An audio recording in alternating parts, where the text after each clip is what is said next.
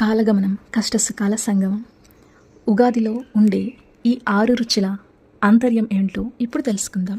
తీపి. ఆనందాలు సుఖాలు మన జీవితంలో తీపి వంటివి.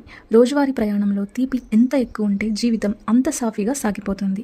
ఎవరికైతే సన్నిహితంగా ఉండే భాగస్వామి, కుటుంబ సభ్యులు, స్నేహితులు ఉంటారో వారు ఆనందంగా ఉంటారని అధ్యయనాలు చెబుతున్నాయి. వాళ్ళతో మన భావాలు పంచుకోవడం వల్ల మనసులో ఉండే బరువు తగ్గుతుంది. ఇతర సమస్యలు, పని ఒత్తిడి వంటి వాటి నుంచి కూడా దూరం కావచ్చు. మనసు కూడా ప్రశాంతంగా ఉంటుంది. కాబట్టి ఎంత పని ఒత్తిడి ఉన్నా మన సన్నిహితులు, స్నేహితులకు సమయం కేటాయించాలి. తర్వాత చేదు.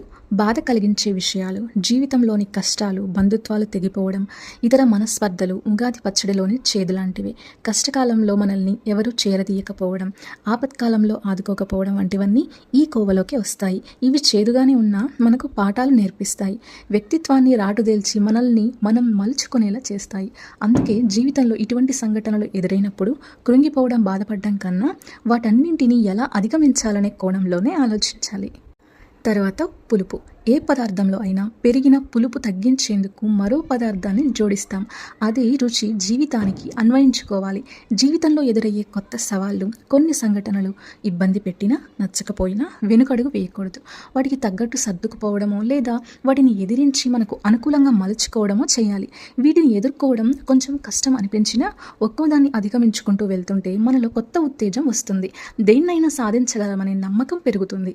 ఇలాంటి అడ్డంకులు పని వాతావరణంలో ఎదురవుతుంటాయి. సహచరుల నుంచి సహకారం అందకపోవడం, ఒకటనుకుంటే మరొకటి జరగటం, ఇలా అనేకం ఉంటాయి. ఈ సవాళ్లను ఎదుర్కొంటే ఉద్యోగ జీవితంలో పైకి ఎదగడానికి అవకాశం ఉంటుంది. తర్వాత కారం. కొన్ని సందర్భాల్లో ఎదురయ్యే కోపం అలాంటిదే.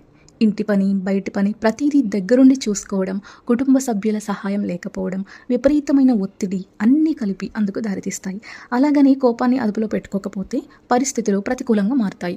చుట్టూ ఉన్నవారు దూరం అవుతారు. ఒంటరిగా మిగిలిపోవాల్సిన పరిస్థితి. అందుకే ఎప్పుడు సహనం కోల్పోకుండా చూసుకోండి. పచ్చడిలో కారం ఎంతుండాలో అంతుంటేనే రుచి. మితిమీరితే అది తినడానికి యోగ్యంగా ఉండదు. కోపం కూడా అంతే, కొంతవరకే ఉండాలి. అవసరమైనప్పుడే ఆఖరి అస్త్రంగా ఉపయోగించాలి. వగరు. ఉగాది పచ్చడిలోని మామిడి వగరుగా ఉన్న ఆరోగ్యానికి మేలు చేస్తుంది. జీవితం కూడా అంతే. కొన్ని సందర్భాలు అనుకోకుండా ఎదురై మానసిక సంతోషాన్ని కలిగిస్తాయి. అలాంటివి ఒడిసిపట్టుకోవాలి. వాటిని మధుర జ్ఞాపకాలుగా మార్చుకోవాలి. తర్వాత ఉప్పు.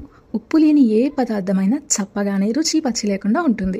జీవితం కూడా అంతే. చదువు, ఉద్యోగం, ఇతర బాధ్యతలు ఇవన్నీ ఎప్పుడు ఉండేవే.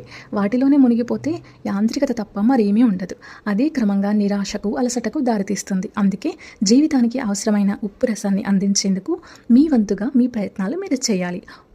ఏదో ఒకటి మీకు నచ్చిన ఓ కాపీ రుచి, ఓ వ్యాపకం, రోజు కాసేపు వ్యాయామం, సరదాగా గడిపే సమయాలు, ఇలా ఏవైనా మీకు నచ్చింది ఖచ్చితంగా మీ డైలీ చేసే అలవాట్లలో ఒకటిగా మార్చుకోవాలి.